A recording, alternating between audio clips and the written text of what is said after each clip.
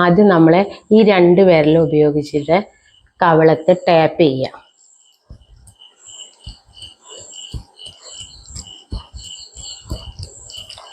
പിന്നെ നമ്മൾ ഇവിടെ നിങ്ങളുടെ ഈ ചിഹ്നം നിങ്ങളുടെ ഇതുവരേക്ക് ഇങ്ങനെ 5 പ്രാവശ്യം ചെയ്യണം. 1 2 3